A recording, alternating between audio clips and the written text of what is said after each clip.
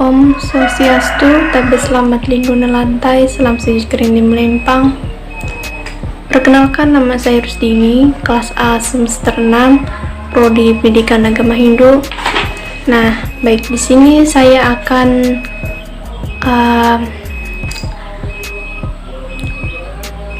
halo murid-murid semua. Hari ini kita akan mempelajari tentang pendidikan agama Hindu. Materinya tentang serada untuk murid-murid semua. Untuk memulai pembelajaran kita hari ini, sebelumnya apakah murid semua mengerti dengan materi yang saya sampaikan, pengertian dari serada? Kalau ada pertanyaan silahkan ditanya sebelum kita memulai pelajaran hari ini. Jika tidak ada, maka saya akan memulai pelajaran ini. Baik, di sini saya akan mengulas tentang pengertian serada. Mohon untuk murid-murid semua mendengarkan dari pembahasan atau ulasan yang saya berikan. Baik, di sini mengapa dia diartikan sebagai serada? Pengertian serada ini, serada berasal dari bahasa Sanskerta, di mana diadopsi dari bahasa Jawa kuno yang berkata srat, yang berarti keyakinan, lalu digabungkan menjadi serada, artinya keyakinan, kekuatan, motivasi, pemegang hidup, dan penghibur. Nah, itulah arti dari pengertian dari serada. Bagi umat Hindu Karingan khususnya, untuk melangsungkan keyakinan yang begitu kuat, maka serada ini mempunyai 5 bagian, yaitu Brahma, Atman, Karmapala, Punarbhawa, dan Moksa. Nah, sebelum kita memulai materi hari ini, apakah murid-murid sekalian bisa memahami materi yang saya sampaikan? Kalau ada pertanyaan silahkan bertanya, saya akan menunggu. Jika tidak ada pertanyaan, kita akan memulai. Nah, di sini saya akan mengulas, memberikan pengertian dari 5 bagian ini. Dari mana 5 bagian ini sangat penting bagi kehidupan manusia. Nah, saya akan dari 5 bagian ini disebut dengan Pancasrada. Ada yang tahu apa artinya Pancasrada? Nah, di sini saya akan jelaskan. Pancasrada diartikan panca artinya 5, serada ada artinya keyakinan. Jadi kita menggabungkan dua kata tersebut menjadi Pancasrada, artinya 5 keyakinan. Nah, itulah mengapa dikaitkan dengan 5 bagian ini. Pertama, saya akan membahas yaitu Brahmana.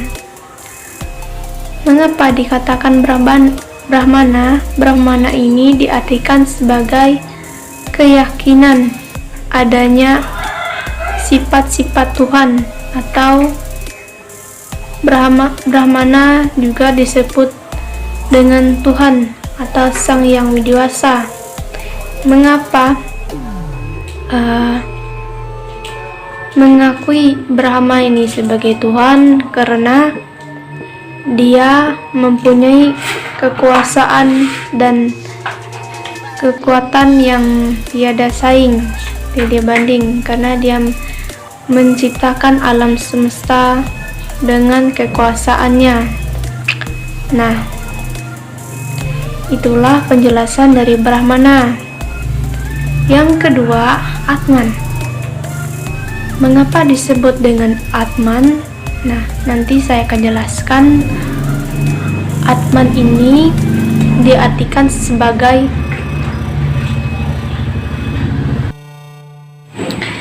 di sini arti Atman adalah roh atau jiwa Atman. Kenapa disebut dengan Atman? Mempunyai roh karena setiap makhluk hidup yang tinggal di dunia ini mempunyai roh. Jika makhluk hidup tidak bisa berkembang biak, maka dia disebutkan benda mati dan tidak bisa bergerak.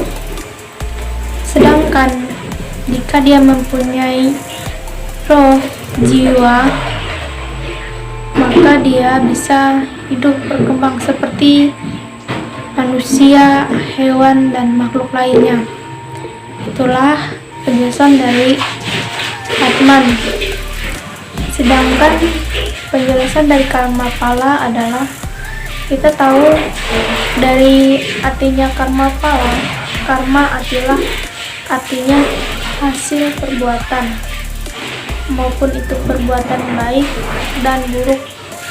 Nah, contohnya, jika kita berbuat baik seperti memberikan sedekah kepada orang lain yang tidak memiliki kemampuan, maka saat itulah kita membantu seseorang untuk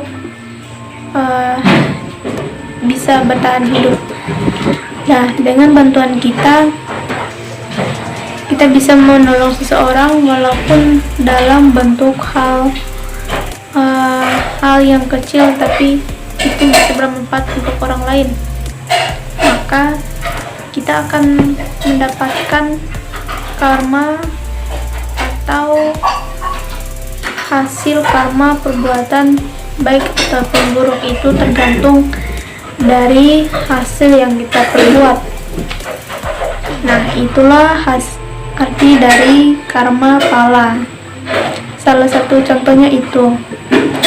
Nah, dan berikutnya yaitu punarbahwa. Kenapa diartikan dengan punarbahwa? Di sini diartikan punarbahwa itu diyakini adanya kelahiran secara berulang-ulang.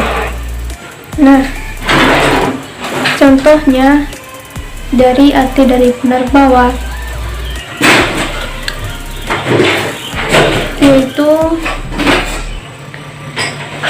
di dalam kehidupan kita melalui berbagai macam proses seperti kelahiran, kematian. Nah, di dalam proses kita hidup, kita awalnya dilahirkan kembali. Setelah kita dilahirkan, kita akan mengalami penuaan. Seperti proses halnya, pertama balita, kedua remaja, setelah remaja dewasa, dan setelah dewasa akan menua yang lebih tua, dan tahap akhirnya kematian. Nah, dari kelima ini kita akan mengalami kematian.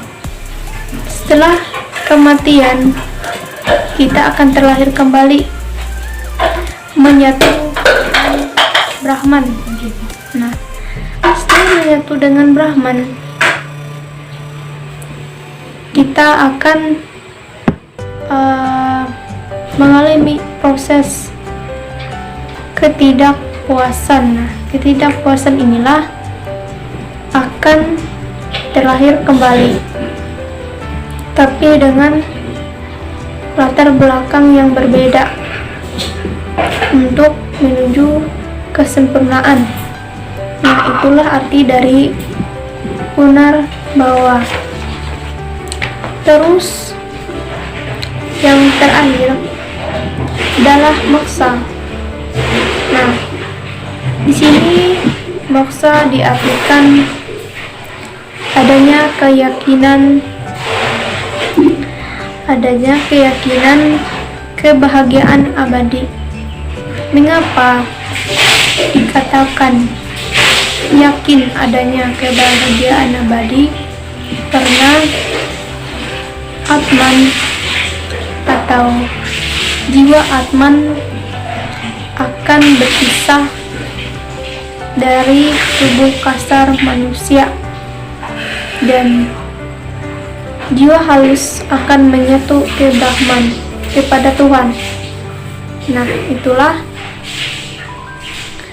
jiwa seseorang yang menyatu dengan Brahman atau Tuhan. Dia tidak akan terikat lagi atau tidak berpengaruh lagi dengan duniawi seperti Karmapala dan Punarbawa, karena dia sudah menepati moksa atau surgawi yang terlepas dari pengaruh duniawi dan pengaruh-pengaruh yang ada di dunia alam manusia. Maka dia akan mendapatkan hidup yang abadi dan bahagia. Maka dari itu, manusia yang mengalami kematian, kelahiran itu adalah suatu proses untuk mencapai moksa atau dunia akhirat. Nah, oleh sebab itu, kita sebagai manusia yang masih bisa hidup saat sekarang ini harus banyak-banyak bersyukur dengan keadaan yang kita punya, dan selalu bersyukur dengan apa yang kita miliki, tidak melebihi batas dan kemampuan yang tidak bisa kita gapai. Nah, karena pembahasan ini sangat penting bagi murid-muridku semua, apakah ada pertanyaan? Jika ada pertanyaan, silahkan bertanya, sehingga saya akan menunggu pertanyaan dari murid-murid sekalian. Saya memberikan waktu 1 menit, silahkan bertanya. Jika ada murid-murid sekalian yang belum paham, bisa bertanya, karena ini sangat penting. Nanti pembahasan yang kita bahas hari ini akan keluar untuk pembahasan berikutnya, karena ini saya akan mengulangi karena sangat penting untuk kalian pahami dari materi-materi yang saya sampaikan, dan mendengarkan secara baik-baik, karena saya perlu murid yang memperhatikan apa yang saya bahas hari ini. Jika murid-murid sekalian tidak ada pertanyaan, maka itulah dari ulasan pembahasan dari saya tadi. Semoga murid-murid semuanya bisa menggunakan materi ini bermanfaat dan penting untuk kalian. Tidak lebih panjangnya lagi, saya akan mengakhiri dengan mengucapkan Pramasanti, Om Santi Santi Santi Om Sahih.